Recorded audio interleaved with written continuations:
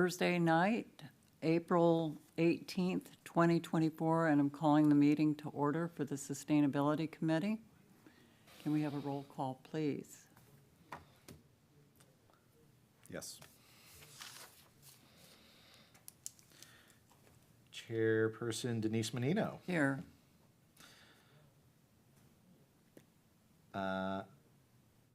Vice Chair Dory Larson is absent. Taylor Mandalou is absent. Robin Sanger is absent. Dr. Carol Mickett, Present. forgive me. Siobhan Siobhan Meehan. Nian. Okay. Are you present? I'm present. Okay. And Peggy Vavaris is absent. And we have three. We have 5 voting members. We have a quorum. And we have received word from Robin for asking for an excused absence, so I move to excuse her from today's meeting. do we have a second? Second. All in favor? Aye. Aye. Hi. You can vote even though you're brand new to the meeting. Okay. That's a great initiation into the Really? process. Oh, and we do have a known absence for Ms. Farvaris as well, Okay, if and we'd like to entertain a motion. I move to excuse Peggy Farvaris. Vavaris. Do we have a second? Second. Sorry. I'm All getting used in- to this. All in favor? Aye. All right. So, just to be clear, Denise's chair can't make a motion or second it. Okay. So, that's why we have to That's do why it. I have to Yes. do that. Okay. So we welcome you, and we're really glad to finally Yes. meet you. We've seen your name, and it's been really a mystery to me of how it's pronounced the way it is. Yeah. But I did look it up a couple of times on YouTube pronunciation. Yes, just they to have it double there. check. Yes, they Yes. do. Yeah, it's That's Irish. wonderful. Okay, so there is nobody here from the public at this moment. Oh, wait, has everyone had a chance to look at the meetings from last month? Yes. I have. And you weren't here, so you probably wouldn't know. So what do we do about that, Tommy? It's up to the consensus of the group to approve the meeting minutes. Okay, well, I move to approve the minutes from March 2024 meeting. And I second it. all in favor? Aye. Aye. Okay. Thank you. I love the new portal. I just have to say that it's the best thing that's happened since sliced bread.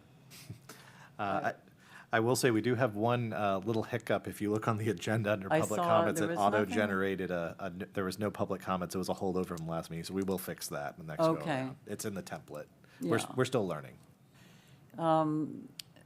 I have a question about it, but I'm not sure whether this is the appropriate time, but I'm just wondering how long they're archived, because I wasn't sure whether I should save downloads into my computer for future reference, or whether they're going to be accessible. That's a really good question. You can go ahead and save comments, or I would go ahead and save them on your personal files if you'd like. We do archive everything, but it'll go on it might be easier if you're trying to go back and look at old stuff to have everything all organized on your own as well. All right. Well, we have the Tommy Show tonight. And we're going to take a look at now the draft of the FY25 sustainability agenda. Sustainability budget. Then I do have Oh, the typo there, budget. too. Sorry about that.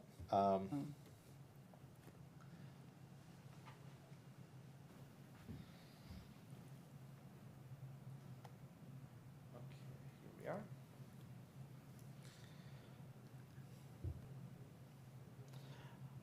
All right, my name is Thomas Kiger. I'm the Public Services Director for the City of Tarpon Springs, and we've got a really quick overview of our proposed budget for fiscal year 25 for sustainability. For Ms. Nehan's, information, this isn't comprehensive as to all sustainability initiatives throughout the city. This is unique to the Sustainability Budgetary Division within Public Services. So For example, 2 years ago, we had a very large solar project that was approved in the water utilities budget for the water treatment facility. It was about $1.3 million, as I recall. But because it was attached to that facility, it was budgeted in that way. So there are a lot of sustainability projects and things going on throughout the city. And this is really just the administrative budget for the sustainability coordinator to administer her program, and capital projects and even things like planning and zoning initiatives related to sustainability are housed within those other budgetary divisions within the city. Okay.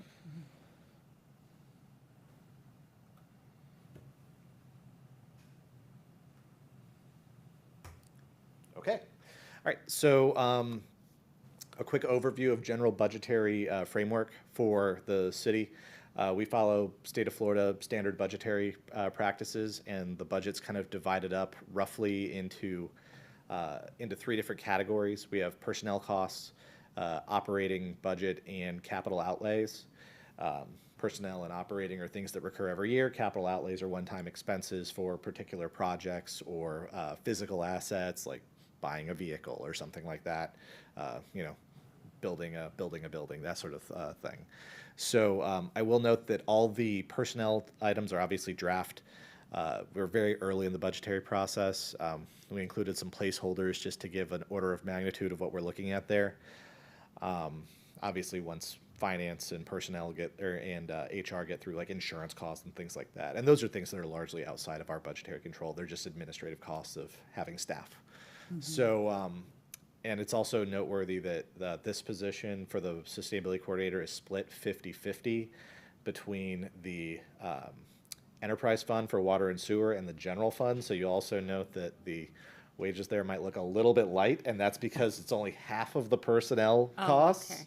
So don't let that throw you. We're not trying to hire anybody for $26,000. We've Yeah. got a reasonable range of salaries. That was a question on my, Me too. Yeah, I was Yes. wondering that also. Yeah, that's an interesting one. So yeah, because sustainability reaches across all parts of the city, the sustainability coordinator, like many positions Gonna that be are shared multi-jurisdictional, it's shared between water and sewer and the general fund. And is that the same for the retirement and insurance and workman compensation, or is that the full amount for those? Yes, everything except for other salaries and wages. We've got a placeholder in here right now for the interns. And again, we're just very early on, and this is draft. I would like to also point out that you guys are getting kind of the first look at this. We also this committee is getting the first look at this. We also have other review within the city by the finance director, by the budget advisory committee. They have a chance to look in and weigh in and make recommendations, and also by the governing board. So again, this is our initial proposal to start the budgetary process for the year, for next fiscal year. Probably the most important highlight I'd like to point out here is the $40,000 we've slated for professional services. This is an increase from last year. Last year we did not put anything in there for professional services. And this is what we did when we started off with the budget. Was the first thing we looked at was the sustainability plan, and we looked at what are our action items that are supposed to kick off next year. And one of them was a solar feasibility study, and that's something that's probably beyond the scope of our existing staff to handle. So we're going to likely work with a consultant on that, like an engineering consultant or some sort of energy efficiency consultant, because there's a lot of things that go into that. Assessing different buildings and things like that. There might be structural considerations related to potential installation of like rooftop solar, for example, on a particular facility. And also there's an important cost estimating element that will likely be included in that project. So we've budgeted for that as a year 2 action item. Everything else is largely administrative and substantially similar to what you saw last year. We've got a little bit of budget for operating supplies, for community events, marketing materials. We did also budget for 2 additional EV chargers for city facilities. And again, that'll be in addition to any other types of projects that might go on throughout the city. And we also budgeted for sustainability organization membership, like the Southeastern Sustainability Directors Network, the I'm trying to remember what the USDN is. The The mayors. acronym's slipping away from me, but our ICLEI membership, Yeah. which is our, they do our greenhouse gas accounting software. We're a member of that. And then also some training opportunities for the next sustainability coordinator to attend some conferences and trainings of and maintain their certifications that will likely encourage the individual to achieve. Again, we don't have any capital, but because that's largely housed within the facilities. The sustainability program doesn't have any physical assets at this point. Those all get purchased and allocated to the facilities that they belong to for maintenance purposes. Interesting to note, pretty healthy increase because of that increase in the professional services. So we got about 58% more dollars than last year. So that's pretty nice. And we think that this is going to be a good baseline for the future coordinator to administer the program, do some community events, do some outreach, and also get started really focusing on solar feasibility and alternative energy. And with that, I'll be happy to entertain any questions. Carol? Okay, I have a bunch. Okay, Sure. so let's see, 12, so the salary's about $53,000 a year. Again, that's really a budgetary placeholder.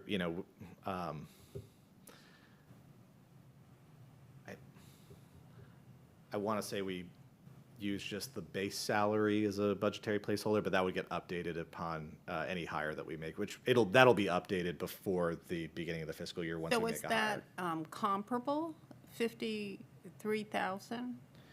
That's probably a little bit light compared to some comparisons, but again, that's kind of a standard practice as we budget the And then the you'll base salary, increase and it? then we adjust it based on the actual offer made to the personnel.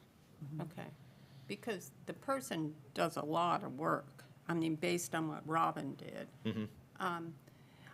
Okay, so when I look at the things under, in the operating issue, Sure. so the printing and binding, the promotional activities, and books, publications, and subscriptions have all been reduced this year. And one of the things, so I'm sort of surprised because one of the things that we've been focusing on are promotional activities. Sure. And we want to have more of those. So by cutting the budget, it looks like it's sort of been adjusted in order to compensate for the training.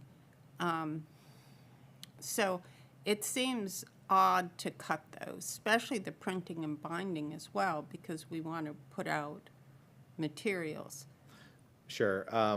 Within the printing and binding, the region, we had that a somewhat larger budget for that last year was to create new, fresh copies of the formally printed copies of the sustainability plan.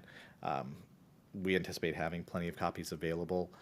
So we did reduce that a little bit because we're not going to have any brand new physical reports, and we also want to kind of transition more to paperless. And we've had some success transitioning to paperless as well. I don't think that's going to hold us back from doing any sort of events or anything like that. Okay. Okay, so I just would like to suggest that the salary seems very light, especially when you're going to hire a consultant for $40,000 to do one project, and the person that we hope we're going to get is going to do as much work, if not more, as Robin did, which was a lot. No, I can assure you that's something that's near and dear to my heart as a manager. I like to make sure that we have fair and equitable compensation for our folks, and Okay. we'll make sure that we make a competitive market offer for the individual that we elect to hire. And how does the grand total, let's say 110,000, compare to other managers in the city? That's an interesting question.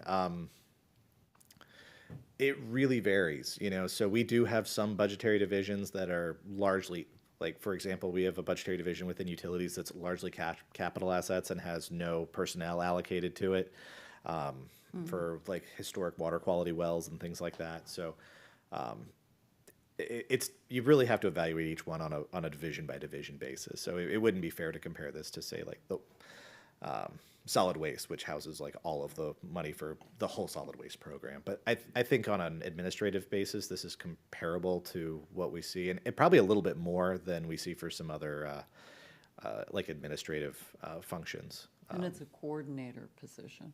Yeah. It's not a manager position. There is a difference, and I think that gives an opportunity to move up in grade eventually. Yeah, but they still do the same amount of work. Yeah, And one more question. Sure. So when we do hire a new person, that person has the ability to negotiate for a higher salary? Yes. Yeah, that's common. So Because I don't think they negotiate for a lower salary. we have not hired the last two coordinator positions at the base salary, if that's an indication of where we're likely headed. Thank you. Thank you. Siobhan, do you have any questions?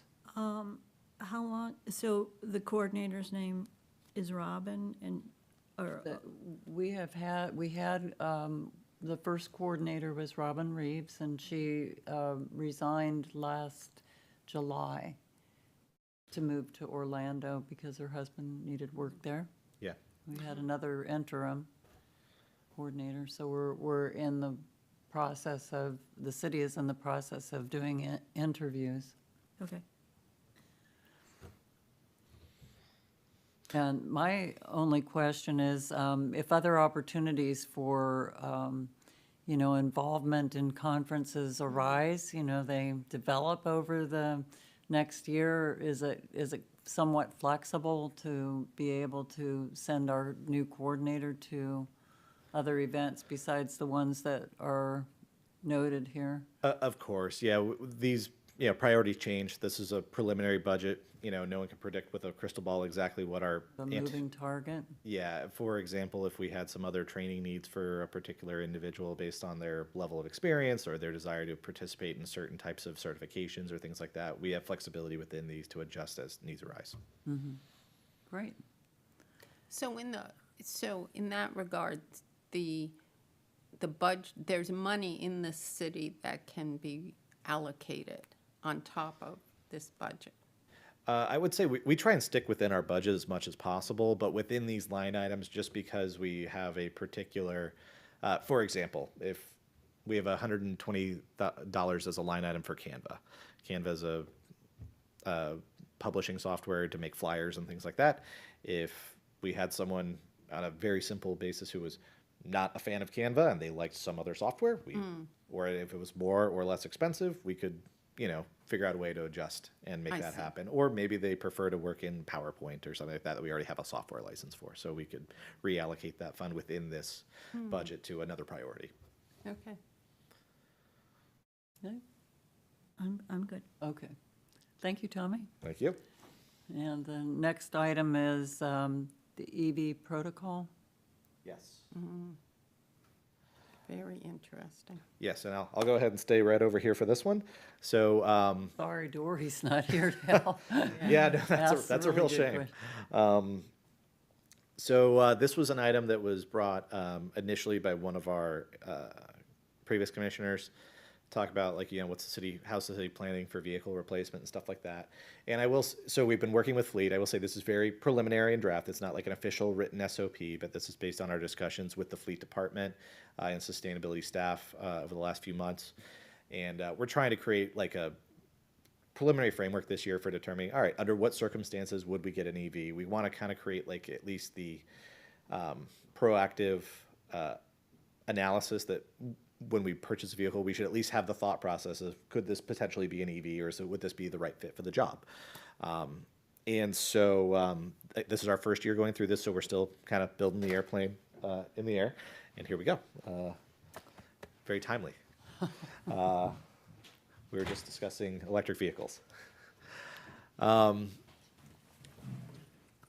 yeah, this is again, very preliminary sort of first set of questions, and over time, this will develop into a little bit more formal procedure. But this is the kinds of things that we'll be working with Fleet to consider as we work through the budgetary process for vehicle procurement. And this relates not just to EVs, but also to hybrids as well. We want to be more efficient with our energy, with our dollars, with fuel, all of those things.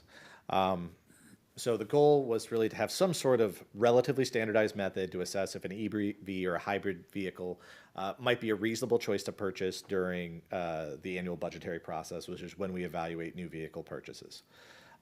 This is sort of our draft assessment process, and we really want to make sure that we're being proactive, but we also want to make sure that we're considering all of our options and finding the right tool for the right job. So the first question that we're going to be asking is an electric or hybrid vehicle available as a budgeted replacement? So, for example, if there was something very specialized like a street sweeper, and there's no one's yet making street sweepers, we could go ahead and just say, all right, we looked into it, there's no street sweepers, we're going to go ahead and move on and buy the street sweeper. The next question that we're going to be evaluating is the vehicle necessary for emergency operations? If it's not necessary for emergency operations, that might give us a little bit more flexibility to evaluate something on a pilot basis. If something's essential for emergency operations, then we would go to the next step, which is if there is an EV available that is roughly equivalent, would it have the capabilities that would be required for emergency duty as far as like downtime and things like that, towing capacity, all those sorts of things. And that would look different for any particular vehicle and what its job might be. If it's a truck for a manager, for example, and it won't be reasonably expected to be like towing or delivering parts, and it's more of a response vehicle for supervision, the bar might be a little bit lower. If it's something that would be expected to do lots of towing and deliver generators throughout the city in the event of a hurricane, we want to make sure we don't lose that capability either. Next, are there any specialized functions for the vehicle? And is the EV or hybrid capable of meeting those functions? So that might be something as simple as we need a utility box truck or we need a van. So we already have like a Ford E-Transit in the fleet. It's a utility vehicle. You can put toolboxes inside of it. It would potentially be a good fit for that type of application. We've already piloted it. And that goes right into our next question, which is, has there been a pilot?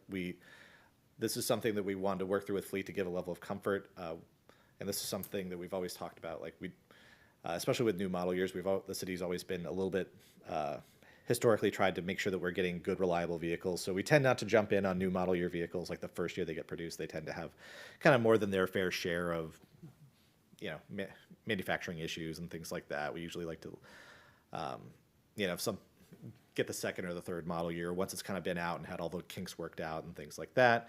And also we want to use this as an opportunity to evaluate experiences from within our own fleet. Hey, we've tried this vehicle, we've tried the Nissan Leaf, we've tried the E-Transit. Are they working well? Are they doing well? Have other nearby fleet departments evaluated a similar vehicle for, say, police purposes or something like that, and what's been their experience? And that would weigh in on the decision. And the last is it cost effective? So we looked at like we are starting to see some EVs come in. Some are very cost effective, and some are still a little bit out there on a little bit of a stretch budgetary wise. So, for example, we don't really procure school buses, but there are some EV school buses out there on the Florida vehicles, the Florida Sheriff's vehicle contract now, but they tend to be about 4 times as much as a standard school bus. And financially, the city's not quite ready to make that level of commitment. It would be a tough sell from a budgetary perspective. But in some cases, these vehicles could be much more cost effective, depending on the bids and things like that. And also from a fuel and energy savings perspective, which leads us, we've developed a interim cost effectiveness tool. This is a classic cost benefit analysis, and we've got an example that we've thrown up here for you to look at to see how this process might look. Again, this is our first year, so we're kind of looking through it. So this might include things like how many annual miles is this vehicle expected to drive? We would weigh in for that particular model. What's the energy efficiency which is unique to say. That was kind of new for me. We're all so used to talk about fuel efficiency, and now it's energy efficiency. How many miles per kilowatt hour? and compare that to the fuel efficiency and say, all right, what's going to be the annual operating cost for this on a electricity or a fuel basis? What would be reasonable to expect on the energy savings? Is there a payback period? And we do want the payback period to be roughly within the lifetime of the vehicle to make sure that we're making a cost-effective decision. And in some cases, that might not be applicable, because we actually did find a few cases, particularly with some of the new electric utility vehicles that are being sent out to market, where the purchase price is equivalent to a conventional vehicle. So that might not be as much of a consideration on the overall operating costs if it's, or even slightly cheaper in a few cases. So that was kind of a little bit of a pleasant surprise as well. So that's, again, this isn't a final process. This is the sort of things that we're starting to look into, and we'll work through it this year. And from there, we'll take our lessons learned and start to and improve upon that next year and make it a more formal process. That being said, are there any questions? Yeah. I'd be surprised if they weren't. So I apologize, I was hung up and apologize for being late.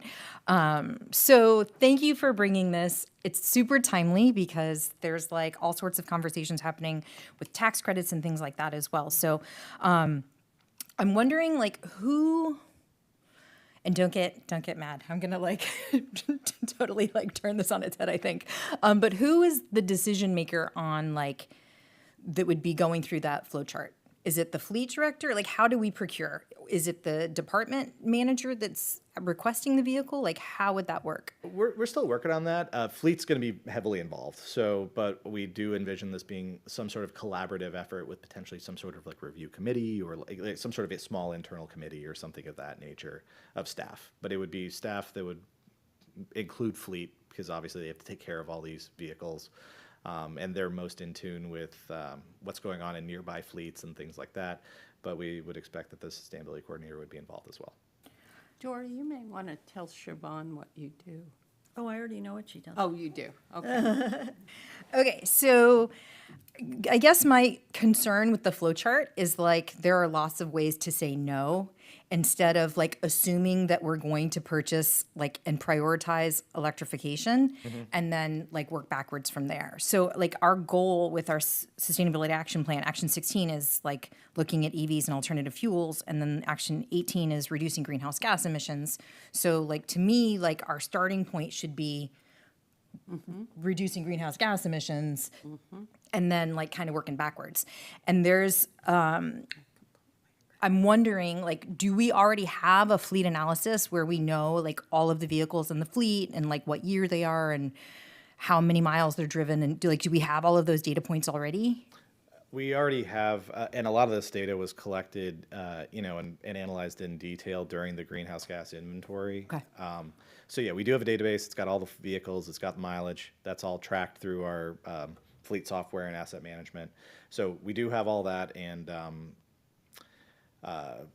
so we'll be able to utilize that for this type of analysis. Okay, so what I sent over this afternoon, I don't know if you've had a chance to look at it, but there's a, probably not, there is the Electrification Coalition is a national nonprofit, and they've got, it's called the Drive Tool, and what it is a fleet analysis like software that's free to use, and you put in like all of the vehicles in the fleet, like the VIN numbers, the mileage, the annual mileage, and then it spits out for you like this whole analysis where it compares vehicle cost, it compares like maintenance cost in detail, which that I think just has fuel cost, but it also includes fuel cost. It also demonstrates like emissions, and then it also recommends which vehicles could be transitioned now, and like these are the vehicles that could like be used. Okay. So instead of having to go through like, is this going to work? Is it, you know what I mean? Like you would know that like there is a vehicle that meets the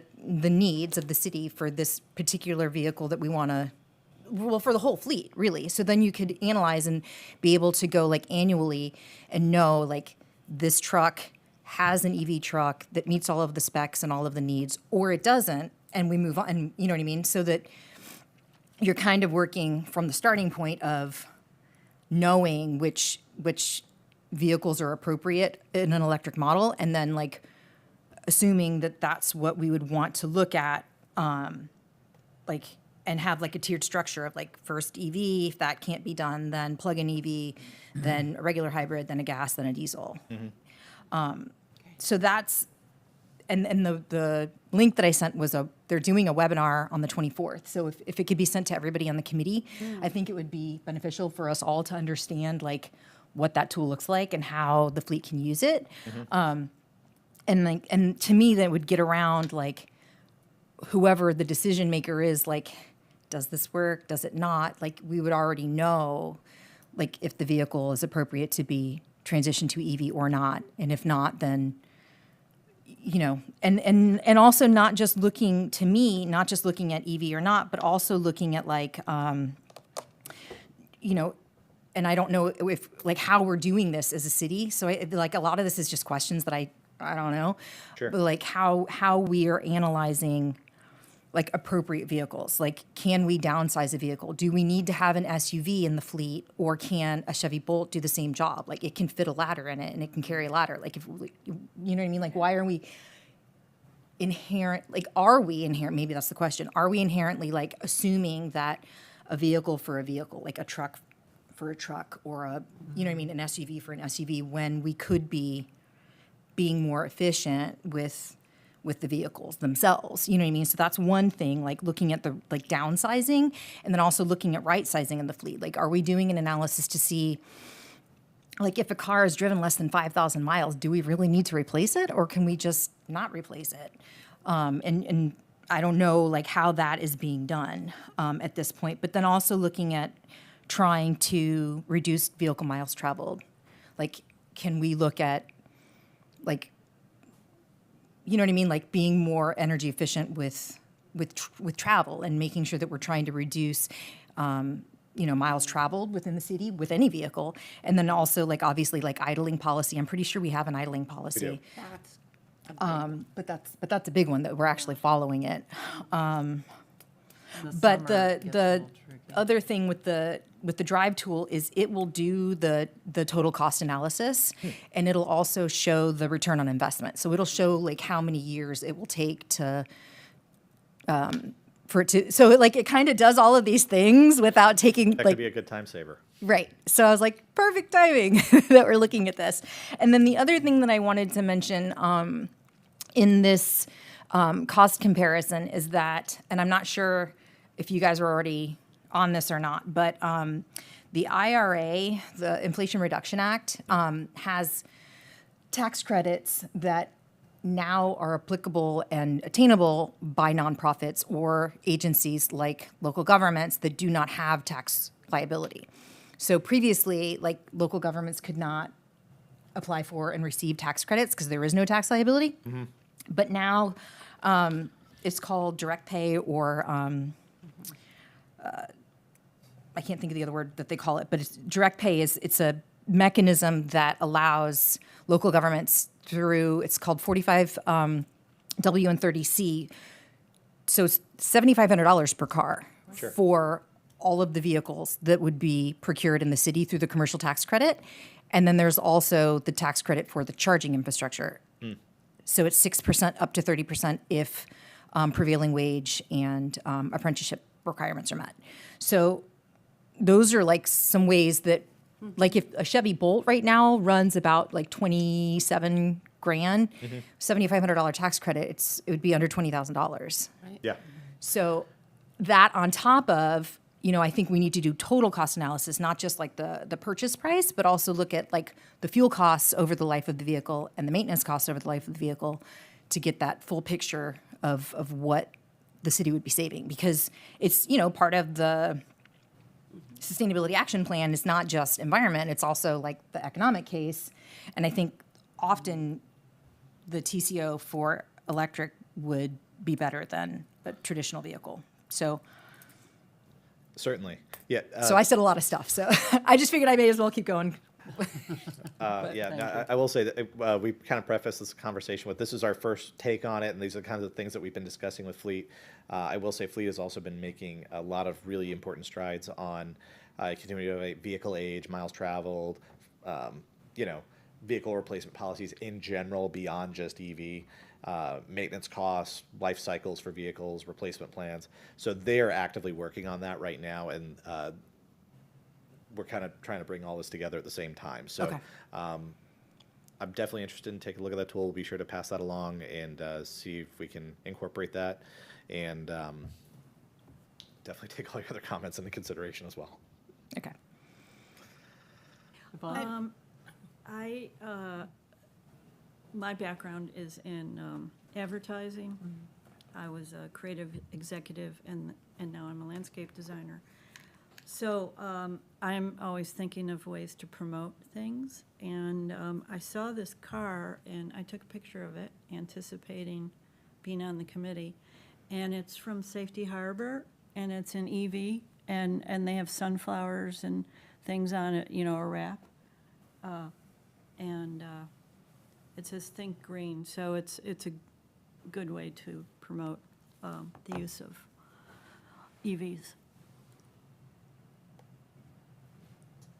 Carol? So, I think that one of the things Dory touched on is there are things that aren't money. There are other issues. So, idle time. So we know that city people go out and leave their vehicles on. But if you're an electric car, you can leave it on. You can put your air conditioning on. You're not polluting. That's a big deal. Maintenance, of course, is a big deal because you don't need an oil change. I mean, the only thing we get notices for is to rotate our tires. Otherwise, we don't do anything. Maybe replace a filter once in a while. But all of those things, and there's the bigger thing that an intangible thing, that maybe it's the big thing, is it's going to really, really help the environment. And we don't have time to keep putting fossil fuels out. So those things, I think, need to be put in the analysis. What are these so-called intangible benefits, even though they're really tangible when you look at how fossil fuels and the carbon footprint affects everything? Certainly. That is one thing we have had some discussions about too, is, you know, even some of the practical aspects. It's, you know, we were talking about electric pickup trucks, for example. It's like, well, having that front trunk for some extra storage space, you know, being able to throw like an air compressor or something like that in there and run it off of electricity, like or charge up power tools and things like that. We've discussed some of the functionalities that might be gained as well. Well, my husband and I just read an article this morning about a new truck. I can't remember if it's a Ford or a Chevy, that will actually power your house for like 3 days if you're out of electricity. It'll put it back in. I mean, it's expensive, but I mean, those things are extra, you know, for a city, that could be very good. And if we could get more solar, we could have the charging stations in a solar area, and then it wouldn't cost anything extra.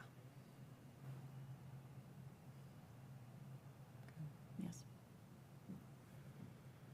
So the upshot is the gas vehicle, the ICE vehicle, should be like this benefit, and the electric vehicle should be like this. I can say our goal is to make a good, honest assessment. So That is a good, honest yeah. So assessment. we'll, you know, we'll take a look at the drive tool. That's very interesting, and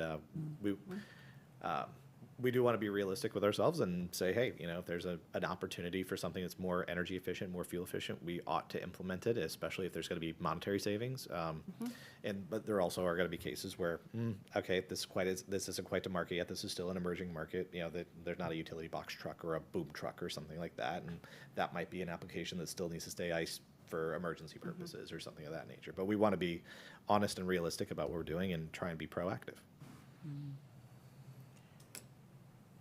So is this, you said this is like the first draft of it. Like, what is the timeline of getting it revamped and then brought back? Are you, like, what does that look like? Right now, we basically have like a small working group with sustainability and fleet.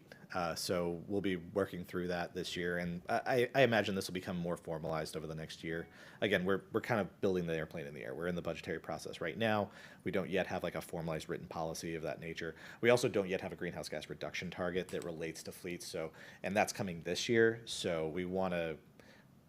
That was one consideration too, is, we want to evaluate, we want to have an opportunity before we formalize everything to look through what these analysis might look like, weigh all the different factors, and kind of pilot it, internally as to what these sort of evaluations might look like. And then once we've got a consensus, once we get through this budgetary process, look towards a more formal process moving forward. One other thought too that I didn't mention,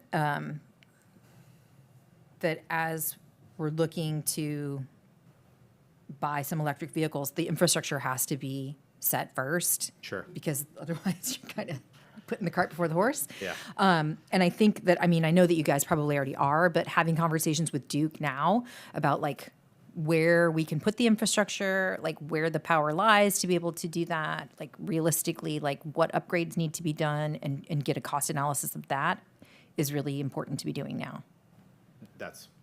I appreciate that. That's good feedback for sure. And do we know, maybe this is a question to Dory, do we know other cities and municipalities that have gone more fully electric that can be looked at to see how they did it, what the pros and cons were? Yeah, absolutely. So like some of the recommendations that I gave like are from like the fleet procurement policy for other cities. Charlotte and Ann Arbor and the developing like the fleet policy from NC State. But in Florida, like the city of Coral Gables is like population 56,000. Like it's not a huge city compared to Tarpon Springs. They've already got like over 70 EVs in their fleet. And they did it pretty cost effectively in terms of like the charging units and like doing it like in-house. And just like it's sort of a bank of non-metered charging stations outside, like on an exterior wall. And they've got like a whole system. You've seen it in person? Yeah. Oh, that's awesome. How about fire trucks? So there are electric fire trucks that exist and they're like being piloted in cities. And there's like grant money for that as well. So Yeah. like the $7,500 tax credit that local governments can apply for, it's also for like they do have refuse trucks. Ocala's got like 5 in their fleet right now, and Tarpon doesn't have their own refuse trucks. But just as an example, that tax credit can go up to $40,000 if the weight of the vehicle is over 14,000 pounds. So Ocala uses electric trucks to collect residential trash? Their own yes, truck. yeah. Wow. Yeah, because I started looking into that, I was just wondering whether there's such a thing, and there are, there's actually, France is testing a bidirectional charging for waste collection vehicles, and it's actually returns some energy to the grid. I have no idea how it works, but it sounds amazing. But I was just thinking, there's got to be a way. I mean, the city owning their own fleet would be amazing, but I don't know what the parameters of accomplishing that would be. But, that's a source of pollution that I think needs to be considered, that happens in our city that's outside of our control. And I think Waste Management is looking at that for the future, too. I will say Waste Management does seem to be quite proactive on this, and it's been a little while, so don't quote me on the exact numbers, but I want to say it was either a plurality or a majority of the vehicle miles traveled for Waste Management for our solid waste program were actually driven by compressed natural gas vehicles, which Right. are not quite electric yet, but Still fossil definitely a fuels. greener option. What's that? What So is- they're still fossil fuels. Right. Yeah. But definitely lower carbon footprint relative, and those have been in service for quite a number of years, before the electric vehicles came to market. So we've already they've got a plan that they're working through, trying to green up their fleet as well. Okay, well, thank you, This- Tommy. This Yeah. is very I have a exciting. question. Oh, yes. How much support is coming from the state and guidance on this subject? 0. I already knew that, but I thought I'd ask a stupid question. But there is a lot of federal dollars coming to Yes. support this, so Yeah. we should be grabbing it with both fists and Yeah, using totally. it. Is there any county money? Or is that, No. but there's no word from Tallahassee that this can't be done. Correct. Don't Not think at the that. moment, Don't think those thoughts. But, really. Pinellas came out with their sustainability plan at the same time last year that Right. ours was completed. So we might take a look at it and see whether that's part of their plan as well. I think I'm it certain it is. has to be. I It's think just it is. Forward thinking. Yeah. And one thing I do want to say is we do want to be intentional. So once we get through the greenhouse gas reduction target and things like that, and that all gets adopted, inherently some of the other policies related to that, as far as procurement and energy and fuel and things like that, will logically flow from that target once established with our consultant.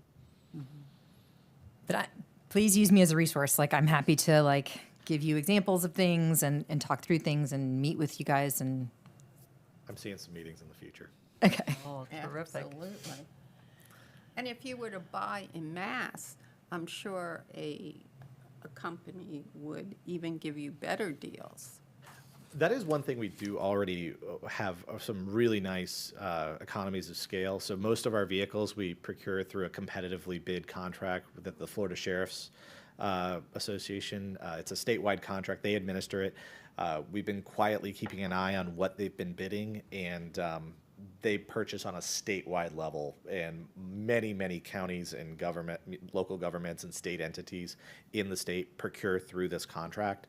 And so it gives you a tremendous amount of buying power that you can leverage for economies of scale. And we're already starting to see even a few years ago when we were first looking at the Ford E-Transit for utilities and the first couple of Nissan Leafs we elected to pilot, the options for procurement as a stock option through this contract were very limited, and now we're starting to see a relatively rapid expansion of options that are available as a stock offering on this contract that you could just go through the normal procurement process, which really reduces impediments to and barriers to entry on procurement process and keeps costs down too. And what's nice about the tax credits is there is no limit. So you can purchase 1,000 vehicles if you want, and you're going to get the tax credit. And it's a sure thing. Like with grants, you spend all this time applying for it, and then fingers crossed you get it. You don't get it, then what I mean. Whereas this is it's a sure thing. If the city invests in going through the steps to get the tax situation all set, then it can be counted on to be a savings. And it's also different than the individual tax credit with EVs, where for the individual credit, it has to, the battery components have to be made in the United States, and they have to be sourced from minerals sourced from friendly sources.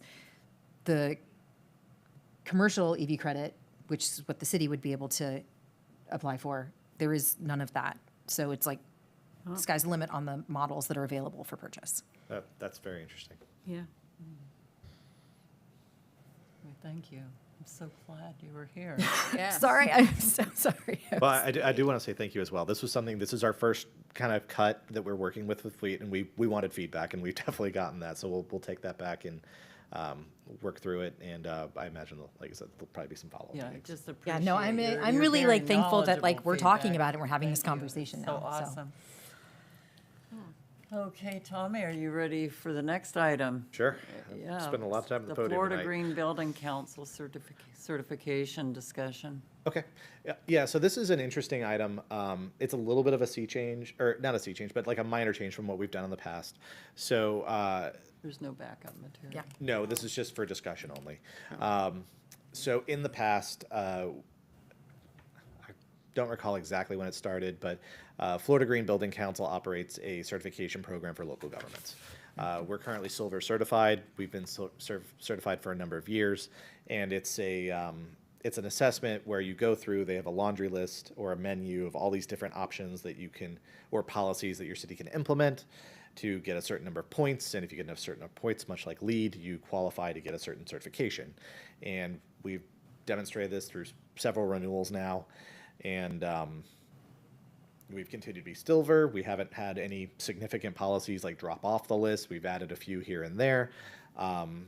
And we're in a renewal phase. And so we started working on this, and we've actually have former director Paul Smith working on it in his role as senior policy administrator, something of that nature. I can't remember exactly. I hope he's not watching. But anyway, so he was looking at this, and we've also been working on this for a number of months, starting to triage the level of effort in the project and also the expense. And what former Director Smith actually came to was that it might be a good opportunity for us, knowing now that we have a sustainability plan, we've achieved as many of the policies as we're likely to achieve for the foreseeable future, and we want to stay focused on the sustainability plan, that we might not pursue the certification again this year. It's a $4,000 renewal cost that goes into getting another certificate for another 5 years, and it's a tremendous staff lift. So we really want to stay focused on implementation and other current sustainability items, as opposed to doing what's largely like a policy accounting exercise for the next number of months, that it's going to suck up quite a number of staff hours. So they made the recommendation to go ahead, and we have our sustainability plan now. That's our ultimate guiding light for sustainability for the city.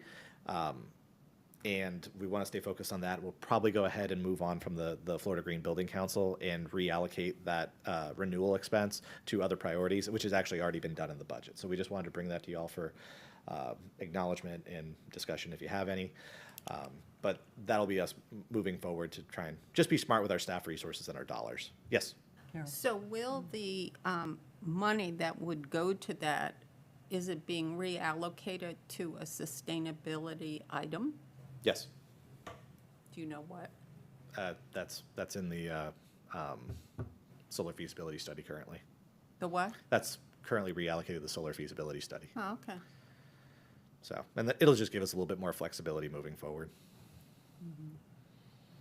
What are your thoughts? Does it make sense? I mean, yeah, I think it's largely probably ceremonial, so. That's, yeah. Is there any thought of like in the future looking at like LEED certification? We haven't looked at. I believe there's been some discussion on LEED. Most of our discussions around LEED have been related to buildings, and I believe what Bob, our project administration director, likes to say is, we don't pay for LEED. We pay for the LEED elements that we want, and so we try to incorporate a lot of the LEED principles. But again, it can add cost to projects, so we try and incorporate as much of the good side, the best parts of LEED in as we can. So energy efficiency, water efficiency, some of the green building materials and things like that. But we also want to make sure that we're executing projects. We've got a pretty good history with that, of making, as we continue to build, to make things focus more on outcomes as opposed to certifications. That's what we like to say. We like to be LEED conscious. I think it provides a great roadmap, but I think to try to get the certification is jumping through a lot of needless hoops at a time where there's really a lot to do for very few people. So I'm in support of not using that money to just get a certification again. Yeah, I think the best thing about the Florida Green Building Council certification was early on, it did have a menu, and we did adopt a lot of the policies, and we went through and used that as a menu to select sustainability policies from, and that was a really valuable exercise at the time. But now we have a whole sustainability plan that's tailored specifically to our city, and we're more focused on that than to try and pull individual sustainability potential options out of the Green Building Council checklist. But even if for this year, we tabled that, it can always be revisited as the LEED stuff can be revisited. Certainly, yeah. If we were to come back and perhaps the certification costs were to come down in the future, or Yeah, we had some additional budget, some more budget flexibility or something like that, or more staffing or something like that. That would be something we could Or look there's into in the some future. benefit you get from being certified with, in terms of getting grants or recognition or all sorts of things. So those should be monitored. Certainly. To see if it becomes a better idea for the city. Yeah, so one example of a certificate or a membership that we are continuing to fund because it's a really smart investment is our membership in ICLEI, because they offer the software support, they offer services. You're paying for a membership that's valuable to the city, but it provides a good return on investment too. Any more comments on the certification? Okay, thank you, Tommy. Thank you. All right, I'm going to go back to my seat now. Okay.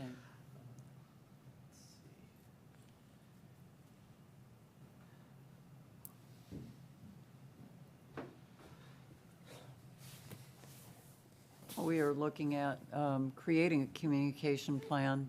Yeah, actually, let's go ahead and go on to the second slide. If I will stand here. Hope you wore comfortable shoes today. I did. All right, so there was a lot of discussion last time about communication. We hear you. We know that that's been something that you've wanted us to focus on. And kind of through the coordinator transitions, we've had a little less time to focus on that than we would have liked personally. So we're going to try and re-engage on this. And Denise and I had a really productive discussion while setting this agenda. And I also took the opportunity to go back and revisit some of the discussions from last year, which largely revolved around the plan and getting the plan out there and things like that. And we're going to continue to stay focused on that, but we also want to move on to some other like newer environmental initiatives. I think the committee might like that. So one thing that we really want to stay focused on while we're setting our communication priorities is what are our goals? What do we want to communicate to the public? What are we trying to achieve? Because we've talked a lot about doing more communication, more engagement, and I think one question that we would appreciate some guidance from the committee is to what end, right? What are we trying to achieve? What are the outcomes that we desire from communication? And then we can take that information, work with the new sustainability coordinator, and design a plan around that.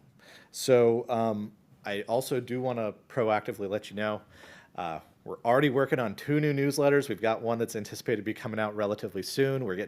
I did go back and look, and we have been a little bit remiss on the sustainability newsletters. We have a new intern on board. She's really great with newsletter creation. We've got her looking through all of our current events and things like that. So that's getting captured now, and we'll be having another one. We'll hopefully put one out in the next few weeks, and there'll be another one coming out in the summer to focus on summer and like EcoFest and things like that coming up. I think a key theme for the next one might be water conservation, because it's very topical this time of year during the dry season, and particularly with the kind of prolonged drought that we've been experiencing over the last year. So we want, and actually I do want to give a shout out to, or an acknowledgement, I should say, to Megan Stacy, our sustainability intern. She did this presentation, which was great. So we put together some best practices, and I will say we're in a little bit dangerous territory here because we do have an engineer talking about communication plans. So that's always a little bit of a dicey proposition, but we'll try our best. And so these were some of the guidance that we found with our intern collaboratively. Yes. Is there an event tomorrow? Yes. Okay. So I have to say, I've seen nothing to tell me that there's an event tomorrow, other than what I learned at the last. Are you on social media at all? Yeah, I do social Oh, media I think it's been all over Facebook. for the city. Every single time I've opened Facebook, I've noticed it. That's been our. Social media for what?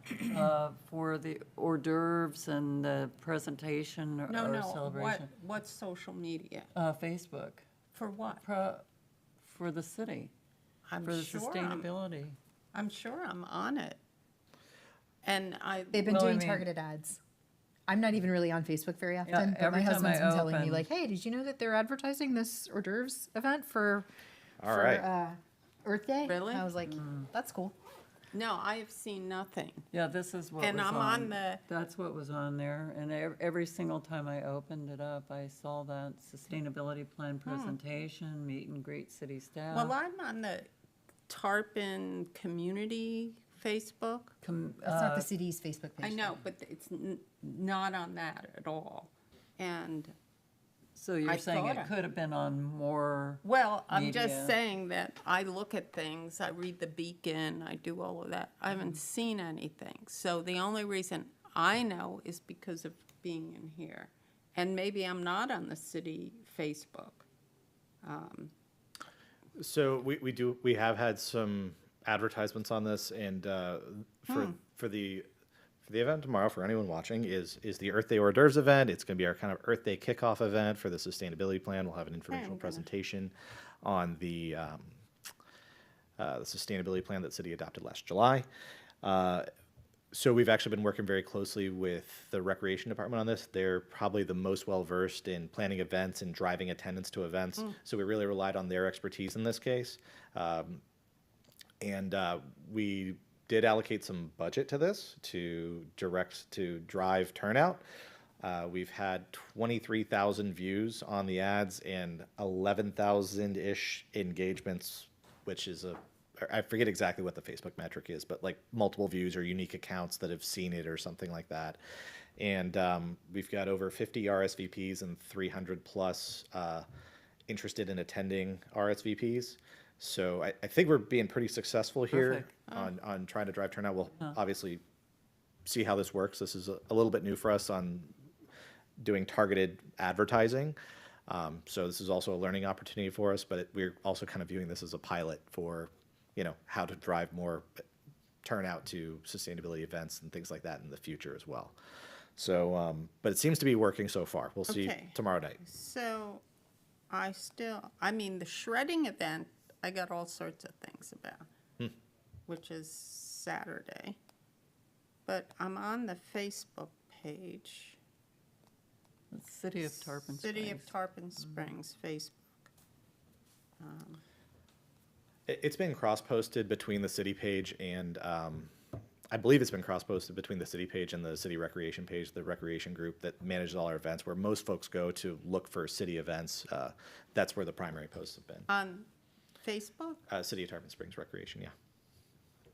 I guess Connect- I don't was even it know Connect- about On that. Connect Tarpon, or, We didn't do a Connect Tarpon post. We looked at that last go around, and also we wanted to kind of drive turnout from new folks that might not be experienced in the sustainability. Because everyone in Connect Tarpon has already had exposure to sustainability. And one thing we kind of learned last year is that for driving turnout to events, we got a very low click-through rate on to city events on Connect Tarpon relative to directed advertising on Facebook. So that was kind of a lesson learned there, that we're trying to focus more on what we find to be most effective. yeah, Okay, I thought it looked great, too. It really So- was nice. So the only thing I have to say is, I didn't see it at all. Okay. And every morning I get the Facebook for the community, and I guess I don't get this.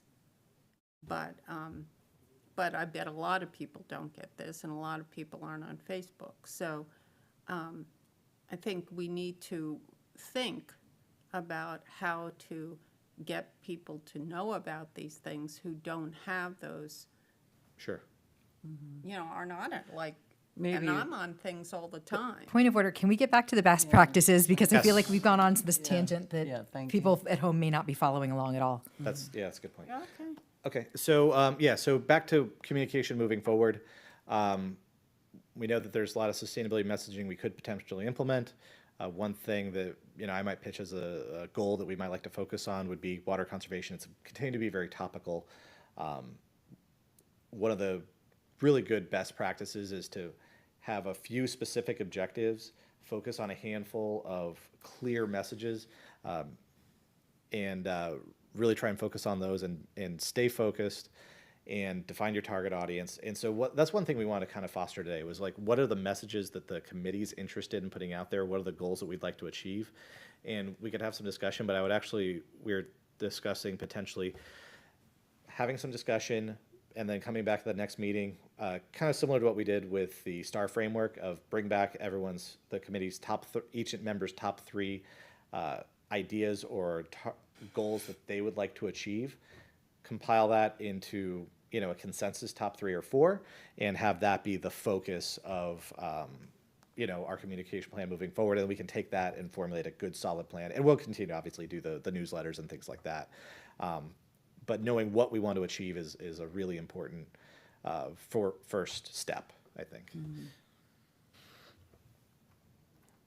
And so here's some other. We got a letter that dangled there, but so some of the other examples of like things that might be good goal examples, right? Increase awareness about a particular initiative or series of initiatives. So if we want to focus on, driving awareness for city events, we can that's a specific target that we can achieve. Promoting engagement, that might be a little bit different. That's more related like social media and things like that. Keep people coming back for clicks and that sort of thing.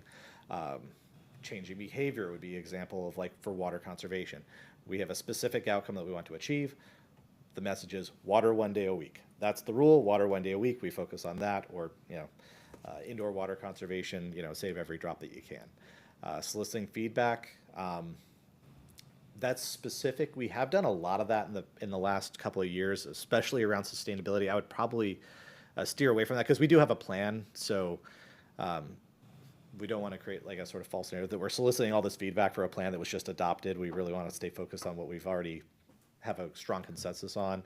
And then obviously like measuring impacts, that's a little different. But yeah, so these are examples of the types of outcomes that you might want to achieve. And now the question is, all right, well, what are our goals? And I might also encourage folks to go back and look at the action items for this year and particularly for next year coming up about what we have going on and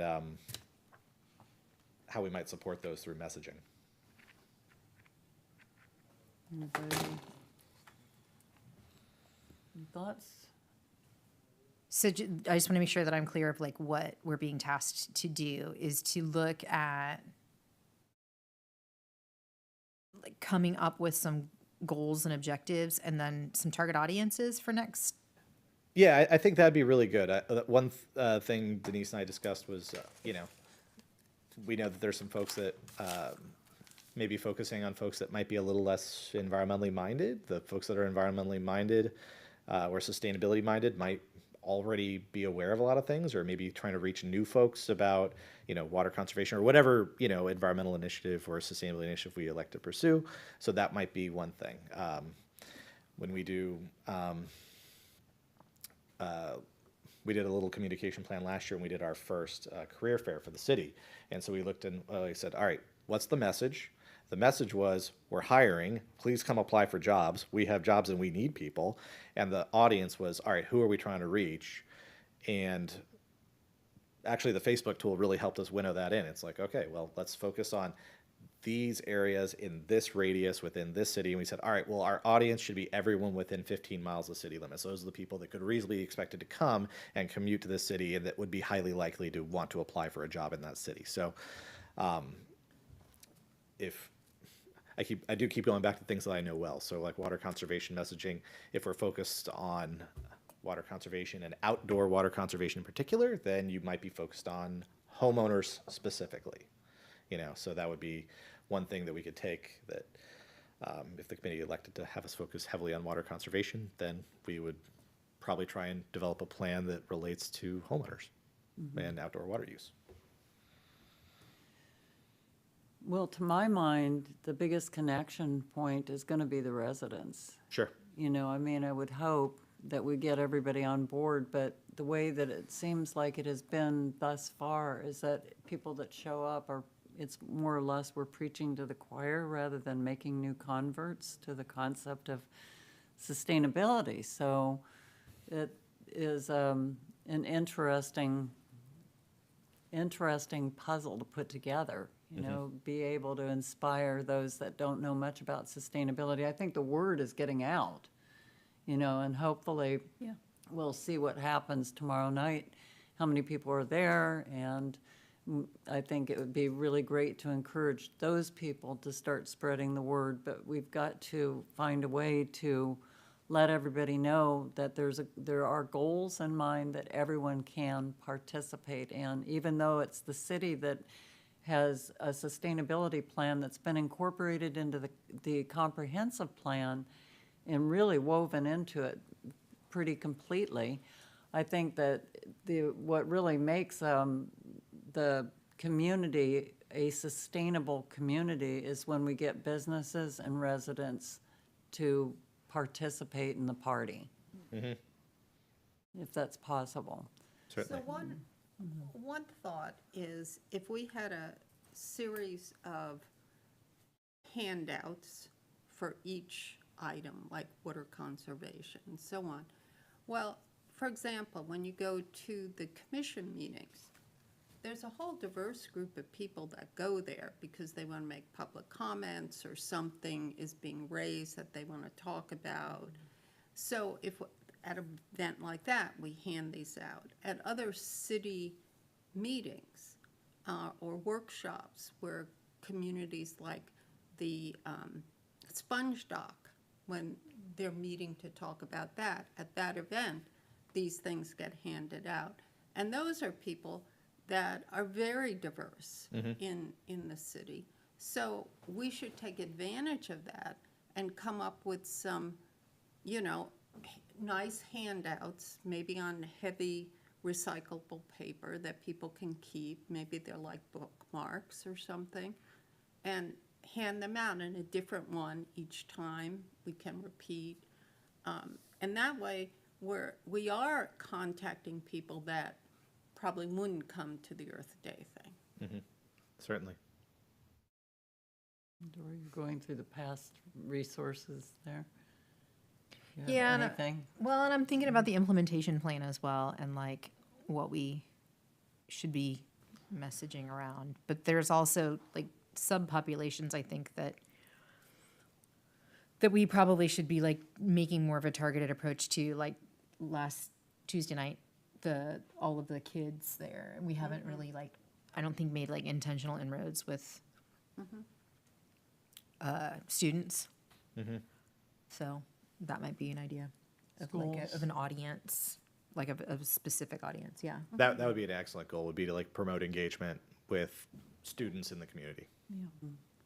You know, Yeah. and increase knowledge of sustainability and environmental initiatives within the student population. That would be something that would be very interesting. I think it would be fantastic because we're looking at the future generation of Tarpon Springs, hopefully. And kids are very aware Yes. Yeah, and. where we're headed and really upset about it. So, you know, there's a lot of anxiety. Yeah. And you know, we can help with that anxiety by communicating with them. You know, that there are some solutions. I was just watching a show on PBS last night about that very subject. You know, that it's not all doom and gloom. There are some opportunities. You know, and try to get kids to go in, you know, say that there are career paths in the sustainability sector. And they probably never thought about that, you know, like being a sustainability coordinator or, you know, law, all kinds of things, you know, flooding, you know. Their children bring the ideas that they glean at school home to try to implement them. Yeah, You know, even if their parents aren't necessarily as aware right. as they are motivated to get their parents on board. That's certainly how I wound up here. So one of the recommendations last Tuesday night, I guess it wasn't last night, was to have a student representative on this committee. And I don't know what the legalities are of that, but it would be great if we could do that. And then that person or persons can go back and talk, and we can hear their ideas. No, I noted that comment as well. That was, we haven't had a chance to look into it. It was, like I said, it was just a couple nights ago. But that's certainly an interesting idea. So Tommy, do you think that we should take this and reflect on it, write the ideas down, prioritize, and bring them back to the next meeting? Yeah, and I'm trying to recall, you guys, the members might remember more clearly than I do, as far as how we did the STAR framework. So if everyone wanted to, over the next couple of weeks, take your top 3 or 4, ideas for what your goals are for for a potential communication plan, send them to me. I'll try and compile them, and we can come back next month. Yeah, I think it's a lot of work to go back through it, but maybe you're the most organized person I know, and you gave me a lot of your notes, and I will go through them too. And I still have notes that I wrote during that time on community engagement. Yes. But I love this because this gives us, kind of a framework right here on defining what our objectives are and what the target audience would be. And I still think social, every platform is one of the best ways to reach young people. And it might not be reaching the people that don't have computers, which, we'll have to maybe come up with another plan of action, posting things in the library, for instance, or having some opportunity to connect that way. But social media is really the way that young people get their information. And I think if we want to reach the next generation, that is the way to do it. We're all going to have to start learning new dances for TikTok. I was just thinking that. City have a TikTok?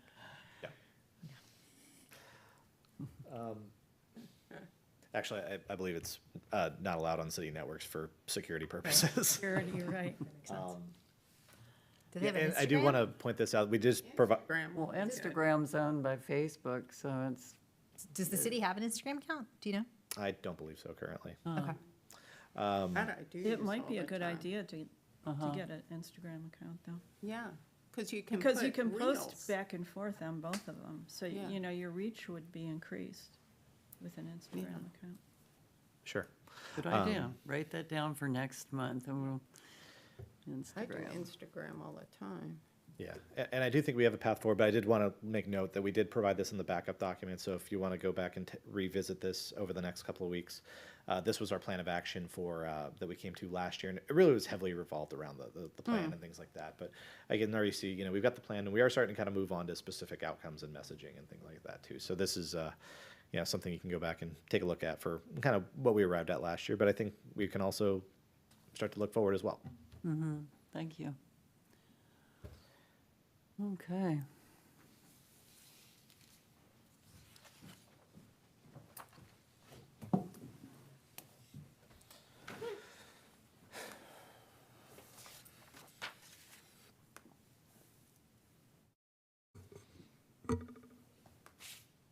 So items for next month's agenda, that would be one of them, is right there is community engagement.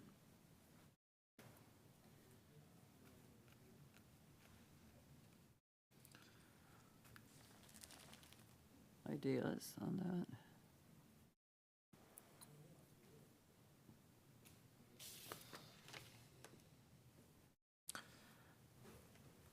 that. Knowing that we have a little bit lighter turnout today, next month might be a good month to provide the chair's report from the BOC meeting on Tuesday. Okay.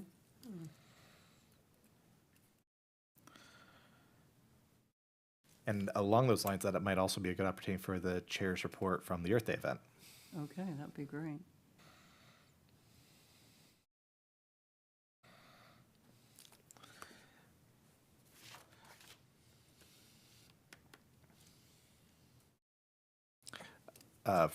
As far as staff-initiated discussion items, we might have I believe we might be able to come back and do vulnerability assessment next month and provide some results from that. You know, I've been having conversations with Shannon Brewer ever since Tuesday because of some tree removal that happened and my misconception on tree removal and what Duke Energy has the power to do. A lot. Yeah. So, you know, there's I was talking to her about it, and she sent me some information on their perspectives on why they're doing tree removal. And I don't know whether she's willing to kind of present the reasons for that. But, you know, I think that what happened to me the other night well, I came home and a very, very large tree in our neighbor's backyard that was like the Shire Bilbo's birthday tree. You know, it was a beautiful, beautiful tree that I thought was a live oak, but it was a camphor, and but it was completely away from any power lines. So I came home, and my husband was freaking out about it. You know, he'd been just grieved over it all day. Did they took it out at all They took the altogether? entire tree out. It was nowhere near power lines that I perceived. But then I went online and I saw that that was happening in Clearwater too, and people were quite irate about that. So we've got to understand. I mean, a lot of times we're working on, you know, we're all thinking increase in the tree canopy, and we're looking at the urban heat island effect, Yeah. you know, that it mitigates. And we can't understand any of the tree removal. And that one didn't make sense to me. It was a really old tree, and it didn't make sense. It was very healthy, but Shannon sent me some info on it. So I'm not sure whether, you know, whether it's worth going over some of the parameters of what they're looking at, or, you know, and how that lines up with the city. But from what I heard from her, they can do whatever they want to do with tree removal. Yeah. So I don't know whether it's an agenda topic at all. I think that if I had been more educated on how they make their decisions, I might have been a little less upset. But I read this morning that they can remove things within 25 feet of the power line. So that may be their justification for that. But I would really like to have that discussion with Shannon and to talk about, is there anything one can do, and how can we replace trees that won't have that impact? Because we do need it, and it's part of our plan that we want a tree canopy. We know it works for many, many reasons. So if we're finding them eliminate it, how can we counteract that? So Shannon, I think, would be a great person to come and have a discussion with. I'll discuss that with Shannon, and I also would like to point out too that we do have an action item this year for the net zero canopy loss policy. So instead of focusing narrowly on power line corridors and easements and whatnot, I'll talk with her, and maybe that might be a future item too as well, would be to maybe focus on bringing like a draft policy or policy implementations as opposed to just defining an existing problem or Yeah. legal framework for how these things are currently happening. So kind of along those lines, but switching gears a little bit, I'm looking at the implementation plan, and there's a climate action plan for 2024, but we're already in April. So like, is that complete in 2024? Is that started in 2024? Like, where are we with that? Like, is that something that we could have a conversation about? Like, I know some of these are part of the comp Sure. plan update, like the seawall ordinance and the buffer for wetlands is part of, like, that's being handled like that. But like, I'm feeling in the dark about where we are with the greenhouse reduction target and the climate action plan and the solar feasibility study. Sure. So solar feasibility study is definitely next year. That's budgeted for October 1, so that would be kicked off then. The greenhouse gas reduction target and climate action plan, we're just now got through procurement. That took a little, the procurement phase of that took a little bit longer than anticipated. We have an existing scope of work. We're going to be starting the core part of the study relatively soon. It has a 15-week project schedule. So we just got through procurement like in the last couple of days. So that's really getting ready to get kicked off. And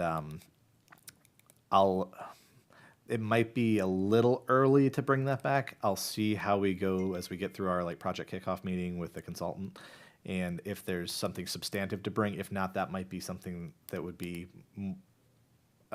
timing wise might be better for the following month potentially, but I'll see where we are on the project scope. But minimally, maybe probably some sort of short update on how the study will proceed and things like that. For both the climate action plan and the greenhouse gas reduction target? Those are going to be done as one overall project. Okay, thank you. So yeah, the reduction target will inherently flow from the climate action plan. They'll be done jointly.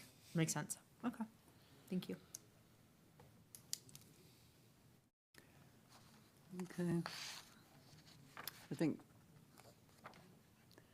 that might be enough for next month. That's quite a bit. Staff comments. I did want to provide a quick update on recruiting for the new sustainability coordinator. Doing really well so far. We're hoping to shortlist in the next few days. We've got a lot of really good applicants. We're really hopeful. We've got, I believe just on Indeed, we had well over 100 applicants. You know, and Indeed's always a little bit of an interesting game. So you get a lot of, we did find just some interesting idiosyncrasies. Like we put greenhouse gas reduction in there and we found that we were getting lots of applicants who worked in greenhouses, which is not quite the same. So we're continuing to learn as we get through our new online recruiting tools, but we've got a lot of really qualified folks. We've also got it posted on LinkedIn. We've got a few more of the city applications that are kind of pending, and once we get those in, we'll be shortlisting and hoping to start interviews in the next few weeks. I suspect by the time we get through the interview and background check period, we would probably not have a new coordinator on board for the next meeting, but a good target would be to have them back at the this is April, June. Perhaps June. We'd have an opportunity to introduce them. So we're moving along on that, and we're very optimistic. We're getting a really good batch of candidates. Maybe a good question to add is communication, as part of the implementation. I'm just wondering whether they might have any ideas on that, and Certainly, that's whether that, it's a good interview question. No, that's I great. used to throw things out like that when I would be interviewing people. yeah. I don't want to tip my hand too much on the interview questions, but we in the last go around, and we will continue to do so in this go around on the interviews. We do tend to tailor our questions to the things that are coming up over the next year or 2, 3 years in the sustainability action plan. So any folks that have experience related to those or really unique perspectives on some of the upcoming items, we want to make that apparent, and that'll definitely be a factor. Okay, committee comments. I'd like just to revisit the request to have a high school student or something on the committee. It was really interesting when we were doing the series for PBS that for WEDU that the people who made it were young. And during our discussion, one of the things they said was, "Oh, you two are really unusual." But the upshot was they blame my generation, our generation, for what's going on. And they made that clear. And they said, "We're surprised, you're really different." And whether that's the case or not, certainly growing up, I wasn't, contributed to it as much as anybody else. But I think that would be also a good reason to have young people involved so they can come to learn that our generation, namely older than them, is really putting effort into it. And even if we did, as we were growing up, contribute to it, that we are doing what we can to mitigate it.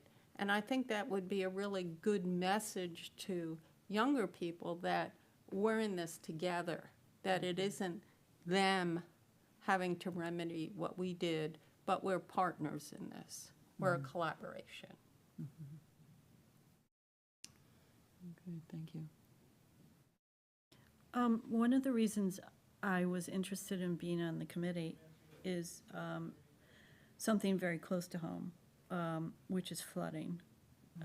And I live on Charlotte, off of North Florida, and the other day, I have two routes to get out. I can go like straight to town on North Spring. Well, the other day, I was going to see a client in Tarpon, and the flooding was so bad on North Spring. It went right across the road there. And so it's blocked, and then, so if it's blocked, you know, if it's a heavy rain, we don't even consider going that way because it's so bad. And at Chesapeake, and Riverside. yeah, and there's an empty lot right there. There's power over there. It's But- sewage. Yeah, it's a really huge problem. The other thing I'm really interested in is trees, and we're talking about trees in relationship to the to Duke, but the state has really changed the whole ballgame on the power of municipalities. And now you can pay a arborist $400 to get a letter. So they put all the power in the hands of the arborist, and if they're not moral, they'll just, you know, people will pay them $400 to get this letter. And because of what I do, I'm highly aware of all this stuff. So, you know, it was devastating when that happened. And when the municipalities are working so hard, like ours, to have a wonderful tree canopy, and, you know, which brings down the temperature here. And Absorbs water, too. Yes, and after the summer that we had last year with hardly any rain, you know, and the high temperatures, trees are so important. That's the other thing that we could communicate to young people, the value of trees. Absolutely. So I can talk about Chesapeake and Riverside, because I've talked to the county. That's a county road. Yeah. And when they're going to replace Beckett Bridge. Yes, which is right. that bridge, Yeah. which is supposed to take place starting January 2025. But the first thing they're going to do is do a whole drainage plan Yeah. for that area. So, and I sort of have the feeling that what they're going to do is they do these drainage ditches, and they use that to raise the road. And yeah. then partly it acts as a sort of natural seawall, and the water can be Yeah, put right. underneath and moved out. So there's a plan to alter that, and I certainly have been. Yes, good. Talk I'm glad, to it. I'm glad to hear that. And to say, you know, I talked to Tom, and they are going to put in a sidewalk so that we don't have to keep walking in the dirt. So, I mean, and That was quick. And the other thing is bicycling there is unbelievably difficult. dangerous. You know, you go up, you go down the bridge, and it's like you're taking your life in your hands. And, you know, you have to circumvent across the street and this way and that way, and Yeah. it's brutal. And, you know, I like to sometimes cycle to town and go to a restaurant or something, and it's, between the, the flooding and Right. the bridge and the, Ultimately, it's part of the strategic plan. Yeah. To make everything more accessible for bikes and Yeah. for pedestrians, but right, because our rating. there's gonna be some painful growing, there's I- gonna be a I lot of know, I'm growing gonna have to go. pains in between. And Yeah, I everybody who think lives over everyone's there is gonna have neighborhood is to impacted in Go up to some way. Mears, right? The Yeah. bridge is not going to have a dedicated bike lane. Yeah. It'll be wider, and I asked about that. They said they can't make it wide enough to put a dedicated bicycle lane in, but the bridge will be wider. Yeah. And it won't have that little narrow sidewalk, Yeah, that. which you 'cause can't, It's, you it's can't. yeah, crazy. Yeah. Yeah. Well, thank you very much for the good meeting. Is there a motion to? Motion, move to adjourn. I second it. All in favor? Aye. Aye. Aye. I'm so glad you showed up, Dory. I'm so sorry, guys. It's okay. You showed I up was right like at, shaking. I was. you showed up right at the right wish that moment. you texted or something, or just voice text. Even if it was screwy and Yeah. looked weird, I'd know you were okay. Sorry. The implementation plan that you were looking at. Yeah.